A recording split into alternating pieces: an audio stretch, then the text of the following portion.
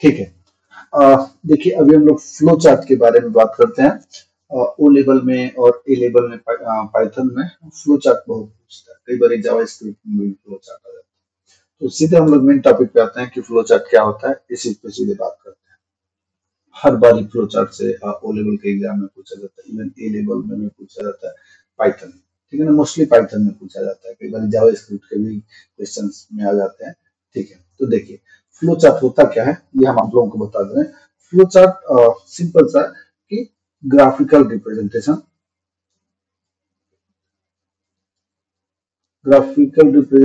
Of any algorithm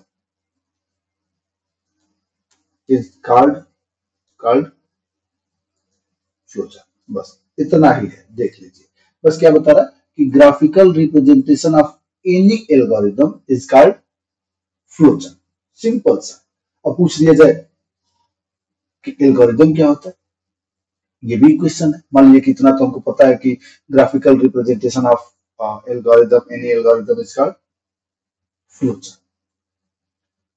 अब पूछ दे कि एल्गोरिथम क्या है, तो एल्गोरिथम एकदम सिंपल लैंग्वेज में कि step by step solution of any program. क्या बात किया जा रहा है कि कोई भी अगर प्रोग्राम है तो उसका स्टेप बाय स्टेप सॉल्यूशन क्या है, दैट इज एल्गोरिथम। और उसी स्टेप बाय स्टेप सॉल्यूशन को करते क्या है कि उसको ग्राफ के फॉर्म में दिखा देते हैं और उसी को बोलते हैं that is flow chart, simple सा। अब जब हम ग्राफ के फॉर्म में दिखाते हैं तो उसमें कुछ सिंबल्स होते हैं जो कि पेपर में यही पूछा जाता है। कई बार सिंबल के नाम पूछ देते हैं, कई बार सिंबल पूछ देता है कि सिंबल क्या है या इस सिंबल का क्या नाम है, बस ऐसे ही क्वेश्चन आ जाते हैं। तो अभी हम लोग सीधे मेन टॉपिक पे आते हैं। जैसे देखिए ये बता रहा है कि स्टार्ट, यहाँ पे देखिए क्या लिखा गया स्टार्ट। ये एक सिंबल है, सिंपल से यहाँ पे दिखा रहा है कि स्टार्ट क्या है, सिंबल है, ठीक है ना। इसके बारे में बता रहा है कि स्टार्ट अब ये क्या करता है, इसको देखिए यहाँ पे लिखा गया है ओवल से इसको शो करते हैं। किससे शो करता है, ओवल के फॉर्मेट में इसको शो करते हैं, ठीक है ना। ये बात याद रखना है, हमें सब पूछा जाता है कि स्टार्ट को किससे शो किया जाता है।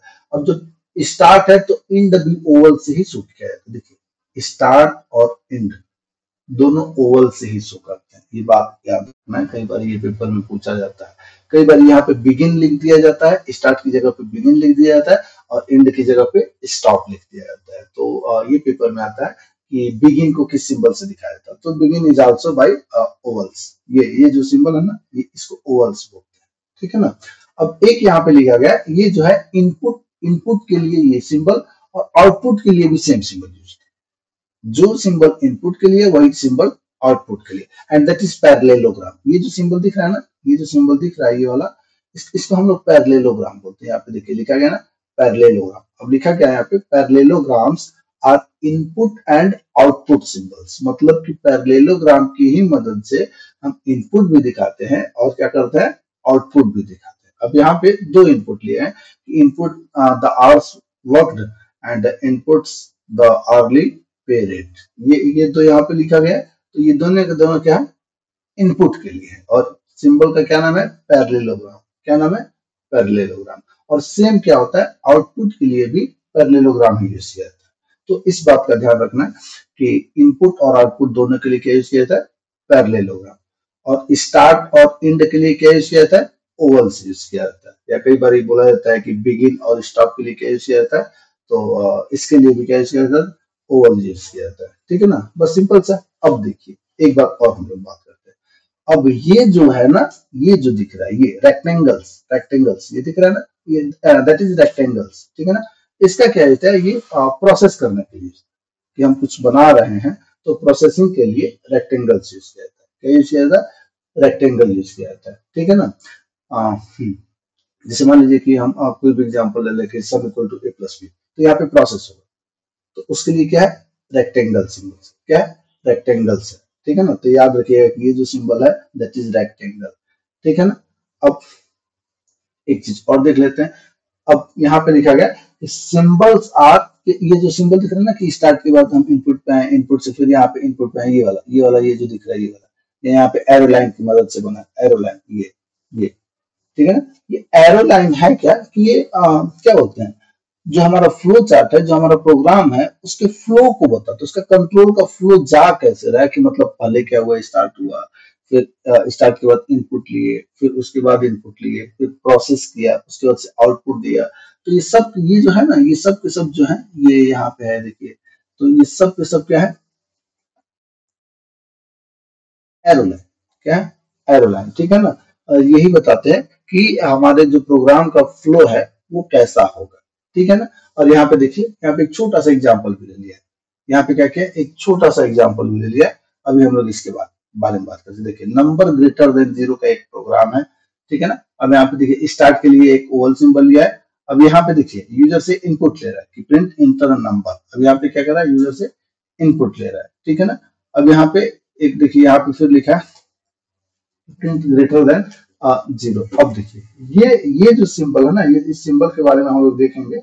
ये जो है, इसको डायमंड सिंबल, कौन सा बोलते हैं, डायमंड सिंबल। इसको ये जो सिंबल है डायमंड सिंबल, और इसका यूज क्या है, डिसीजन मेकिंग के लिए ये यूज होता है। कंडीशनल कंडीशन के लिए डायमंड सिंबल यूज किया जाता है। क्या यूज किया जाता है, डायमंड सिंबल यूज किया जाता है। या इसको कई बार काइट सिंबल भी बोला जाता है। डायमंड तो बोला ही जाता है, कई बार काइट सिंबल भी बोला जाता है, ठीक है। तो अगर पेपर में आ जाए काइट सिंबल तो वो भी पता होना चाहिए। अगर पेपर में आ जाए डायमंड, देखिए इसका स्ट्रक्चर जो है ना, ये काइट के जैसे है। तो कई बार डायमंड लिखा जाता है, कई बार काइट लिखा जाता है। और इसका यूज क्या है, डिसीजन मेकिंग के लिए, कंडीशन के लिए। जब कंडीशंस आते हैं तो यहाँ पे ये वाले सिंबल, जैसे मान लीजिए लिखें कि if A is greater than और इक्वल टू 20। अब यहाँ पे कंडीशन, तो इन सब के लिए ये डायमंड सिंबल यूज किया जाता है। किसके लिए यूज किया जाता है, डिसीजन मेकिंग के लिए। बढ़िया, ठीक है। और वापस यहाँ पे देखिए, फिर यहाँ पे स्टार्ट के लिए जो है, यहाँ पे इंड के लिए था। तो ये दोनों क्या है, ओवल सिंबल की मदद से। किसके सिंबल की मदद से, ओवल सिंबल की मदद से ये दोनों के दोनों बने हुए, ठीक है ना। इनपुट के लिए कौन सा है, यहाँ पे देखिए लिखा गया इनपुट और आउटपुट के लिए पैरेललोग्राम्स। रेक्टेंगल किसके लिए, प्रोसेसिंग। और ये एरो सिंबल किसके लिए है, कंट्रोल का फ्लो बताते हैं कि हमारा कंट्रोल का फ्लो कैसे चल रहा है। और ये वाला सिंबल डायमंड सिंबल का बात करें, डायमंड सिंबल का क्या कॉन्सेप्ट है, डायमंड सिंबल जो है कंडीशनल स्टेटमेंट के लिए, कंडीशंस को चेक करता है, प्रोसेस करता है, उसके बाद से डिसीजन लेता है कि व्हाट नेक्स्ट, अभी करना क्या है। एक दो और अभी सिंबल्स हैं, वो हम लोग देख लेते हैं। एक और एग्जांपल यहाँ पे देख लेते हैं हम लोग। ये देखिए, ये कितना बढ़िया होता है। देखिए सिंपल सा, यहाँ पे स्टार्ट किए, ये तो सिंपल सा स्टार्ट किए। अब यहाँ पे देखिए, ये बता रहा है यहाँ पे फिर डिसीजन के लिए। देखिए यहाँ पे लिखा है ना डिसीजन। अब ये कौन सा सिंबल है, डायमंड सिंबल है।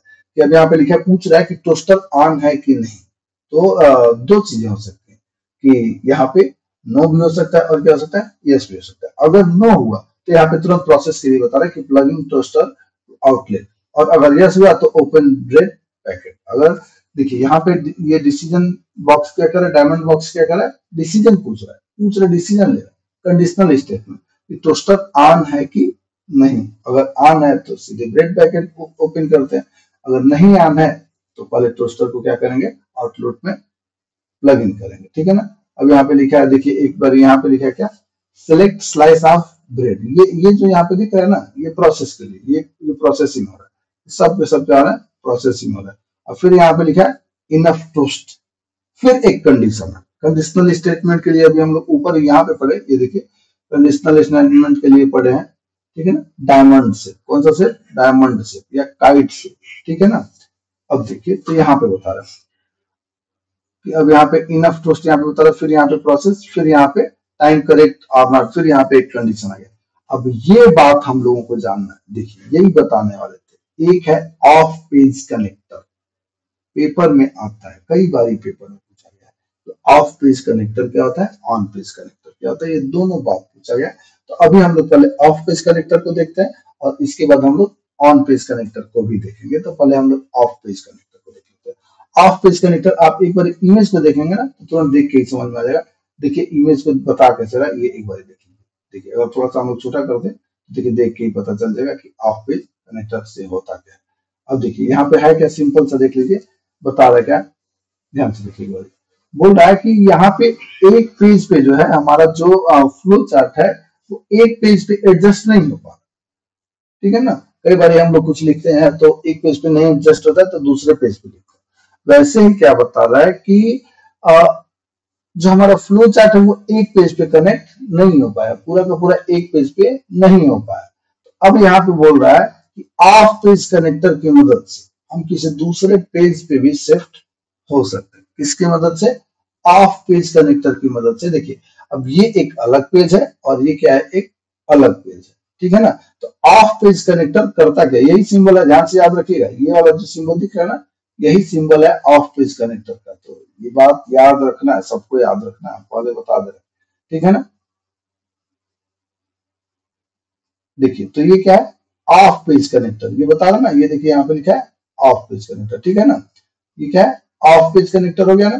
तो ऑफ पेज कनेक्टर क्या करता है? कनेक्ट करता है, ठीक है ना। पेजेस को मान लीजिए कि हमारा फ्लो चार्ट बहुत बड़ा हो जाता है, तो आधे और क्या बोलते हैं कि फ्लो चार्ट क्या करता है? ऑफ पेज कनेक्टर, मान लीजिए कि दो पेज पे हमारे फ्लो चार्ट है, तो उन दोनों को क्या करता है? कनेक्ट करता है। अब एक बात और बात कर ले, जैसे ऑफ पेज कनेक्टर वैसे ऑन पेज कनेक्टर भी है। जिस फॉर्मेट में ऑफ पेज कनेक्टर है वैसे ही क्या है? ऑन पेज कनेक्टर भी है। और उसका शेप जो है ना वो सर्किल जैसा होता है। उसका शेप कैसा होता है? सर्किल के जैसा। कैसा होता है? सर्किल के जैसा। देखिए ऑफ पेज कनेक्टर तो हो ही गया, ठीक है ना। एक ऑन पेज कनेक्टर होता है और उसका शेप सर्किल के जैसा। कैसे होता है? सर्किल के जैसा होता है, ठीक है ना। अब वो क्या करता है? वो अलग अलग पेज पे नहीं कनेक्ट करता है कि ये अलग पेज पे कुछ फ्लो चार्ट चले गए, कुछ फ्लो चार्ट अलग पेज पे चले गए हैं तो इनको कनेक्ट करेगा, बिल्कुल भी नहीं। वो क्या करता है कि अगर हमारा फ्लो चार्ट बहुत बड़ा है, बहुत कॉम्प्लेक्स है और एक ही पेज पे कई सारे पेजेस बन गए हैं, ऑन पेज कनेक्टर की मदद से कुछ बढ़िया वाला हम लोग क्या करते हैं? देखते हैं कि मतलब हमारा कोड जो है आसान भाषा में हो जाए, बहुत ज्यादा हमको, ठीक है ना। इतना समझ में आ गया, ठीक है। तो ऑन पेज कनेक्टर क्लियर हो गया। एक बार हम लोग फिर से रिकॉल कर लेते हैं। देखिए फ्लो चार्ट क्या है? देखिए graphical representation of any algorithm, फिर से बात कर ले रहे हैं, मतलब कोई भी एल्गोरिथम है अगर उसको ग्राफिक्स के फॉर्म में दिखा रहे हैं, दैट इज फ्लो चार्ट। अब बात करते हैं फिर से कि एल्गोरिथम होता क्या है। तो एल्गोरिथम बस यही है कि step by step solution of any program, of any problem, that is called algorithm. अब इसी एल्गोरिथम को, इसी ये जो step by step procedure follow किया है, इसको अगर हम लोग ग्राफिक्स के फॉर्म में दिखा दे, इमेजेस के फॉर्म में दिखा दे, दैट इज फ्लो चार्ट। अब बता रहा है कि देखिए यहाँ पे स्टार्ट के लिए ओवल यूज किया गया है, पैरेललोग्राम किसके लिए यूज किया गया, ये भी देख लीजिए। पैरेललोग्राम किसके लिए है? इनपुट और आउटपुट के लिए। ध्यान से देखिए, यहाँ पे इनपुट लिया जा रहा है और यहाँ पे आउटपुट के लिए, दोनों के लिए क्या यूज किया जा रहा है? पैरेललोग्राम, ठीक है ना। रेक्टेंगल्स प्रोसेसिंग के लिए, सिंबल्स, ये जो सिंबल्स हैं ये बता रहे हैं कंट्रोल फ्लो के लिए, ये वाले सिंबल्स यूज किए जाते हैं, ठीक है ना।